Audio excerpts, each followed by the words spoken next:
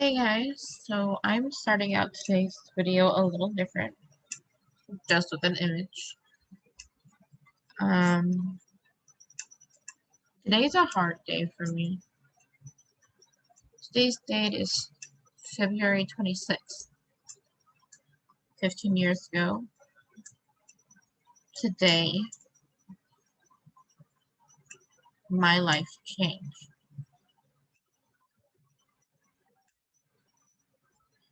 15 years ago, today, started out like any other Friday. I'm pretty sure it was a Friday. Um, the room I was renting was with a Filipino family, and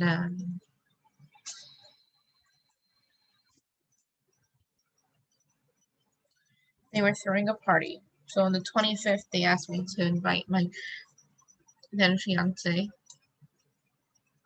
to come to the party. There was drinking and video games and karaoke and all sorts of stuff. They'd never let me bring him over before. So I was really, really excited. And of course, I said, yes, I'm going to invite him. And of course, he said, yes, he's going to come. I was 19. He was 26.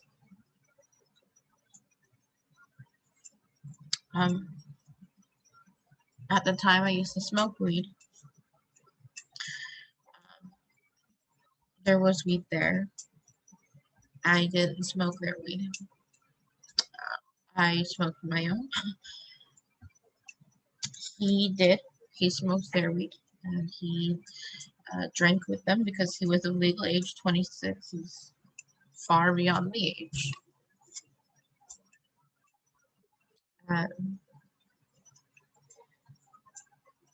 He drank Filipino beer and Corona and Jack. So he had like 4 Filipino beers called Red Horse, about 15 shots of Jack, and like 6 Coronas. And he smoked. We later found out that the weed was laced, I think, with coke. I'm not entirely sure. Anyways, it wasn't just weed. So I'm really glad I didn't smoke that weed that night. I smoked my own, and I didn't drink. I actually was a really good girl and didn't drink till I was 22. But that's a whole other story here.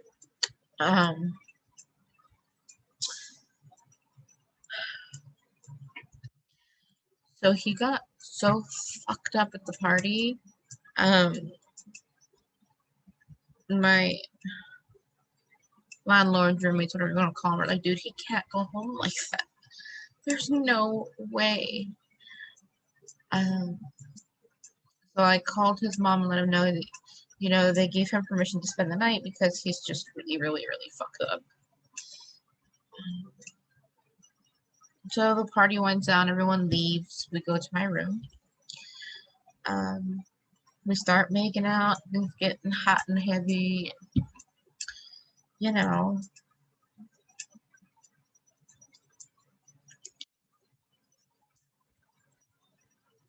I'm like, oh shit, let me lock the door. He's like, oh yeah, crap. So I go to lock the door. Literally, I just take one step, turn, walk, turn around, and take one step back to him. And he was just a different person.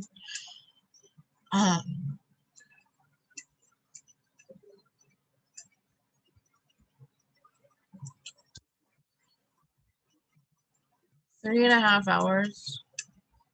He beat me. He bit me. He punched me. He slapped me. I'm not talking like a bitch slap or a slap on the ass. No, I mean he hit me, just, you know, flat-handed, closed fist. He bit me.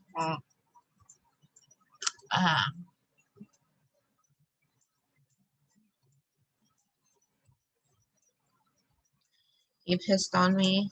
He puked in my direction.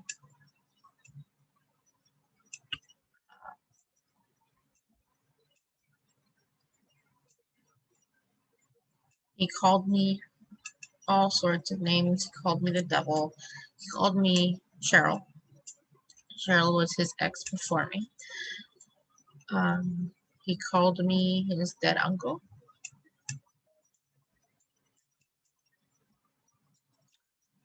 He called me his dad, which in his hallucinations he thought was dead, but his dad's still alive and kicking as far as I know today. And at the time.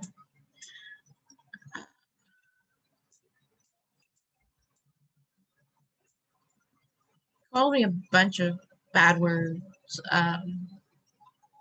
Not one to easily get phased by words like cunt and bitch and whatever, but the way he was saying them, it cut through my very core. It cut through everything that I have.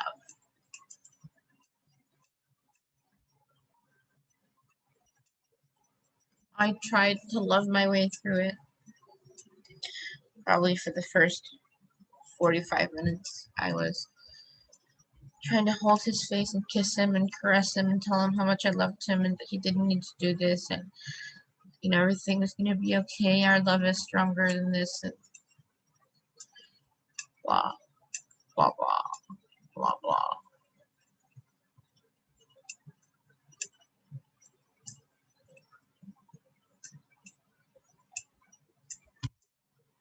And that's when he started to get worse and hallucinate more. And I started to have to fight for my life.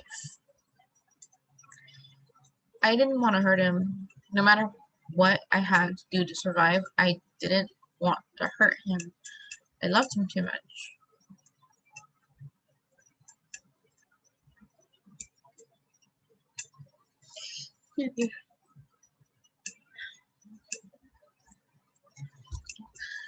I loved him more than myself.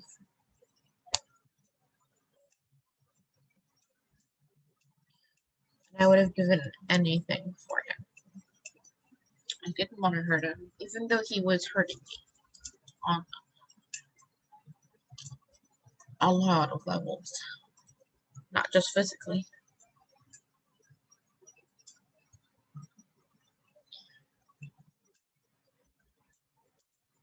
At one point, I thought he was going to rape me.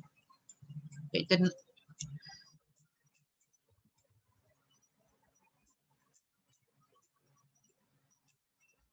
Um,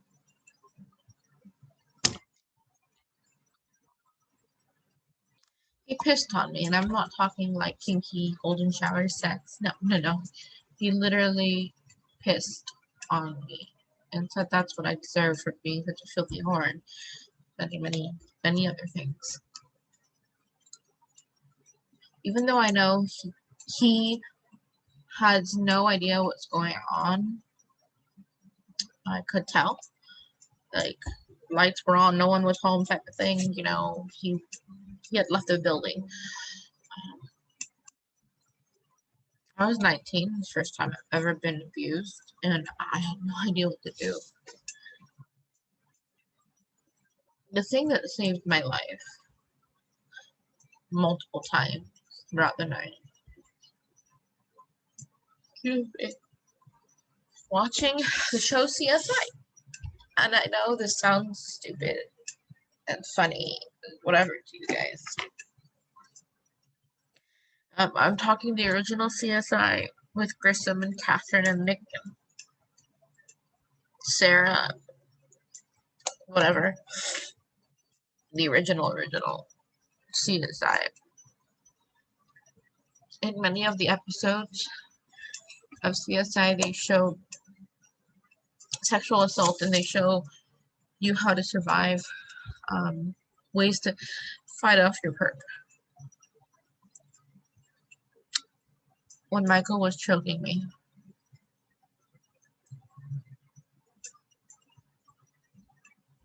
I'm lucky I didn't lose consciousness. When I got close, it made me think of the show and how she dug her nails into his wrist right here, which makes it's a pressure point. So even if you're like this, it does. Here is more of the pressure point for the fist. Here it's a pressure point for the hand. She dug her nails into right here on him when the dude was trying to choke and rape her. So at the time, I had acrylic nails that were a little bit long, and I took them and I dug them into his wrist. I was terrified, and I felt guilty for hurting him, and I kept telling him, "I don't want to hurt you. Please stop hurting me."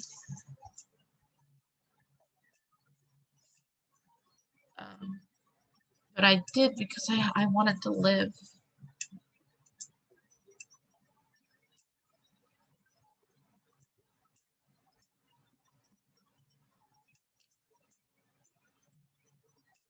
When that was over, he tried to do it again.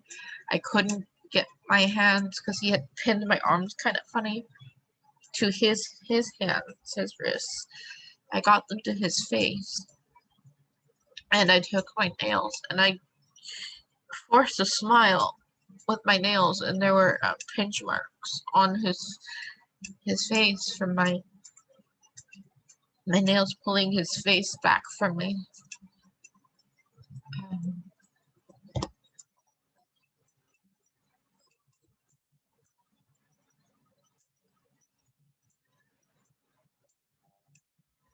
New England, whatever, go away.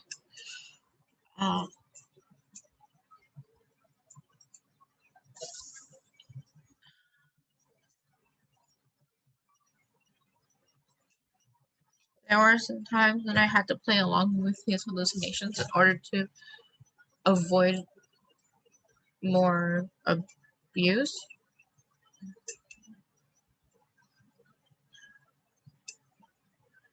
I learned how to survive that situation as each minute passed.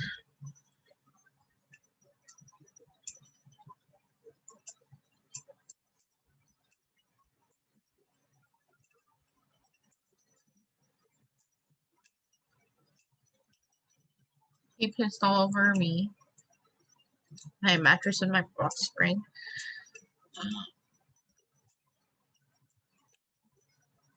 Some of my freshly washed clothes, I had just done laundry. I hadn't had a chance to put it away fully.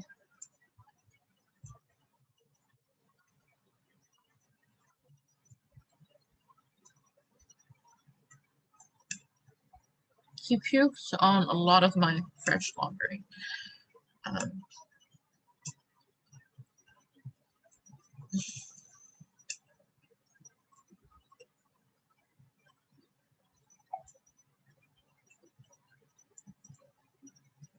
He wanted to leave my room. One of my roommates had said he could stay. The other one would have kicked me out if he'd known. She'd known he was there. She was the main landlord, and she would have thrown down my ass. Him too, but me. So I kept saying, "No, you can't go. I'm gonna lose my place. I can't do this. You have to stay here. Like, I love you. Don't do anything." Every time he tried to leave, and it was not like he was leaving. He was trying to go to the bathroom, but I couldn't let him, so he took it out on me.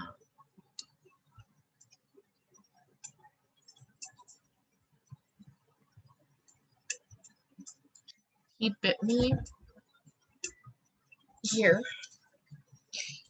all like this. It was like a rainbow. Started to heal. Dark across my chest. It was like a necklace.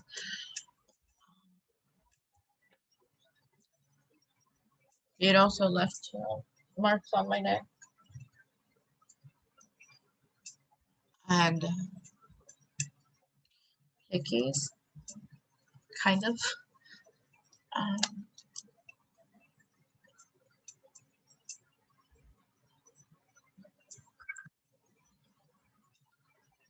he beat my temples.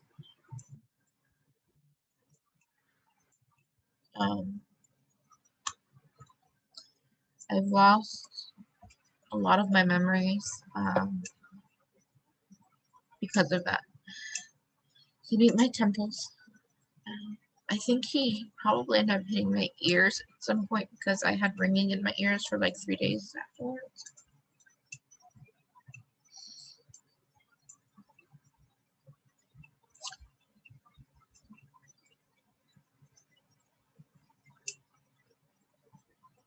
No, the loud ringing was for like 3 days. The dull ringing lasted like another week. I probably had several concussions, but I didn't seek treatment because I didn't want him to go to jail. I didn't want to hurt him in his future.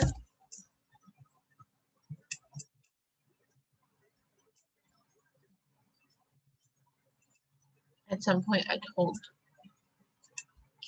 people at school, my friends, my closest friends, what happened. They knew something was wrong because I went from being loud and gregarious and myself to being quiet and withdrawn and wanting to sleep a lot. I would still go to school. I went to work. I worked at Mervin's at the time, which doesn't exist anymore. And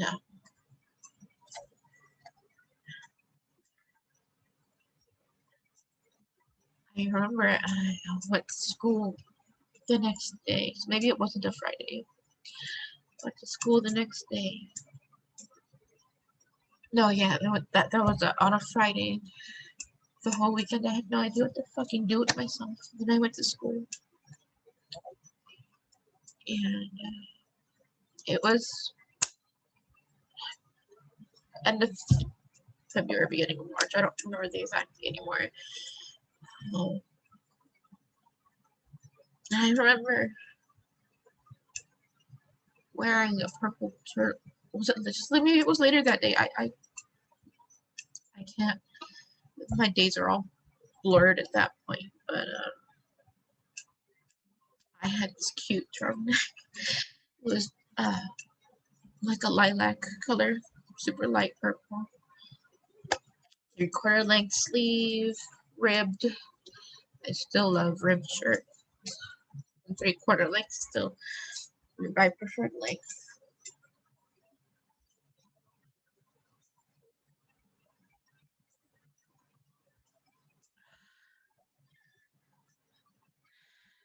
He finally fell asleep. I went pee. I sort of remember that I might have taken a shower. I don't remember for sure. I quickly went back in my room. He was still asleep. I figured out how to lock him in there. Without locking myself out, I managed to get back in. He was still asleep. He was starfished on my bed. My bed was a twin mattress. So I couldn't fit on it. And it was covered in his piss. I didn't really want to be on it. Even though he was there and I loved him, I wanted to help him, but I couldn't touch him at that moment. I walked over and made sure he was asleep. I put a blanket on him.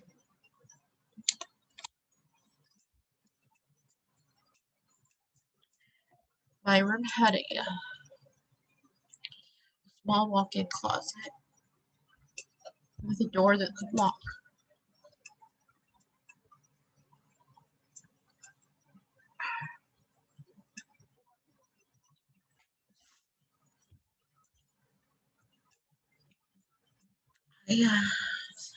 After I covered him, told him again that I loved him.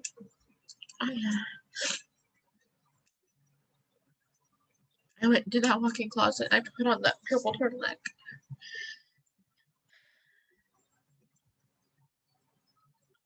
And that's all I remember wearing. I know there was other pieces, but I closed the door to the closet. Mind you, I'm claustrophobic and scared of the dark and the quiet. All of this happened dead quiet, and I couldn't scream. Didn't want to get kicked out.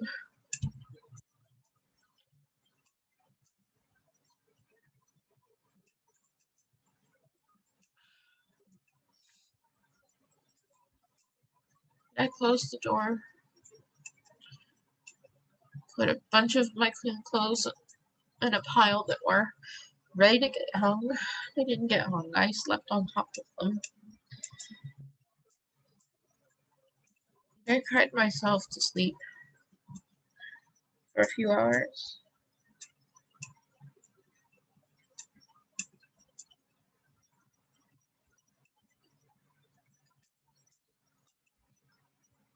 I woke up.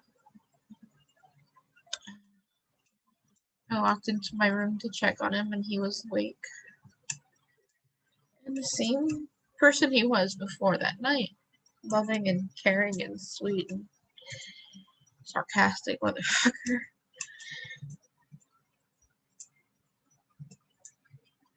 He had no idea what happened a few hours before. None. He had completely blacked out.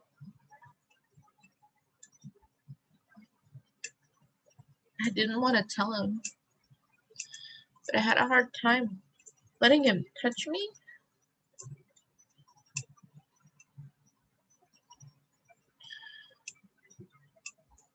All I wanted to do was be in his arms, but I couldn't let him touch me.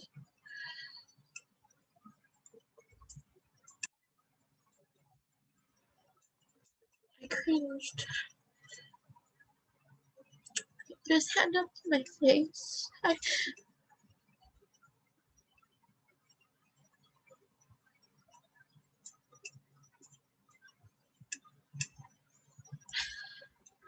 I recoiled. He went to hug me. I was scared of my own bed because he was on it and I couldn't understand why.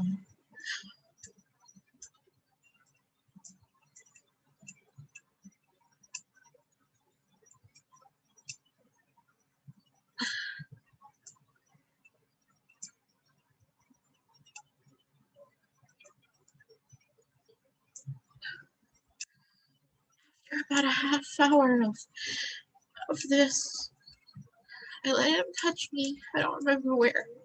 He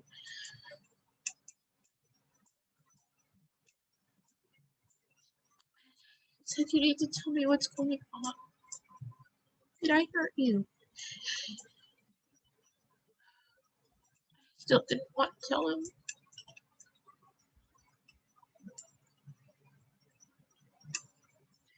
I knew he would break up with me because he promised that if he had ever hurt me that we had to end.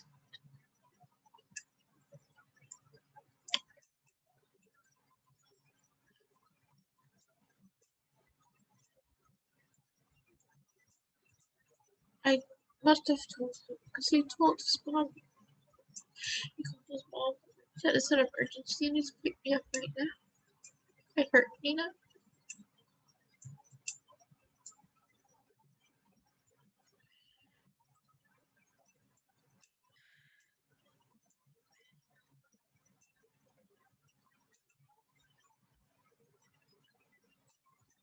Mom couldn't stop apologizing to me. I just said I don't want to hurt him. I don't want to put him in jail.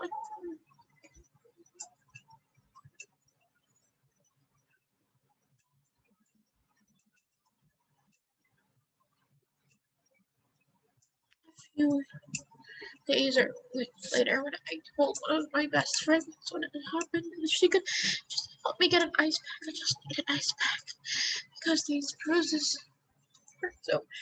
I just wanted an ice pack.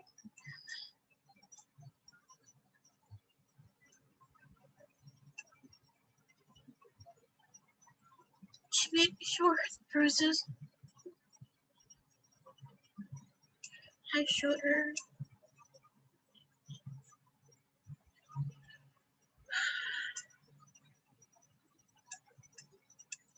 We went to the nurse's office at school, health office, whatever it's called, college.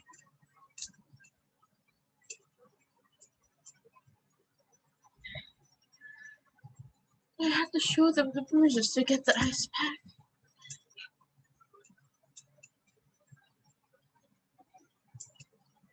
I must have told them his name because they called the cops.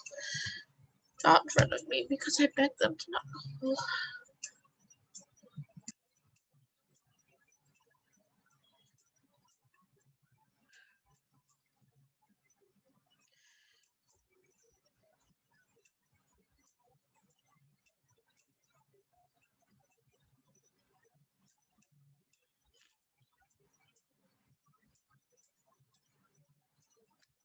That started a whole legal bullshit, and I eventually got kicked out of the place I was staying because of this incident. And I lost him, even though we both secretly fought for each other for months.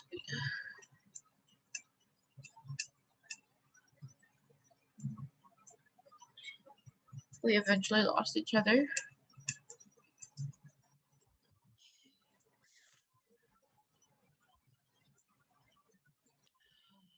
I lost that place. I lost a lot of my memories. I lost a lot of my innocence.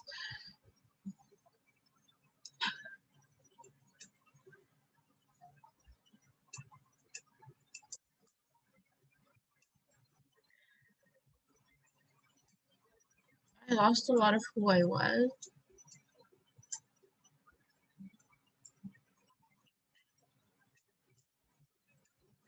I'm not sure what a lot of the things that happened the next 3 months were. I lost those 3 months. I remember bits and pieces. I certainly don't remember all of it.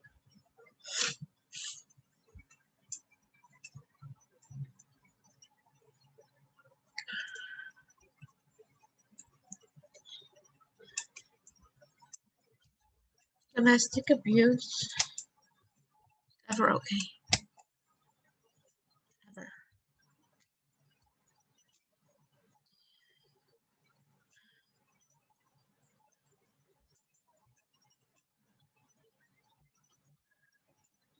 It's never okay for someone to hit you, call you names, degrade you, demean you, belittle you. This is 15 years later, and I'm not a person who cries easy or really likes to show their emotions.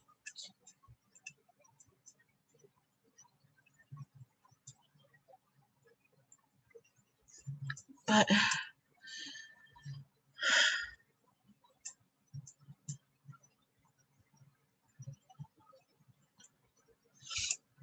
it's okay not to be okay. Today's a big reminder of that. I'm not okay today.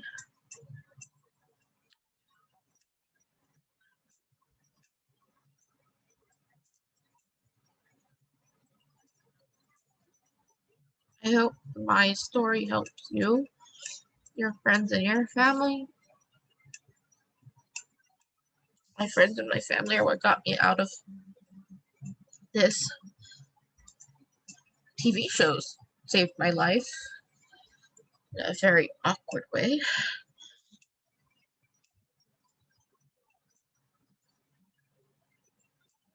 Stay safe, stay beautiful. Stay home.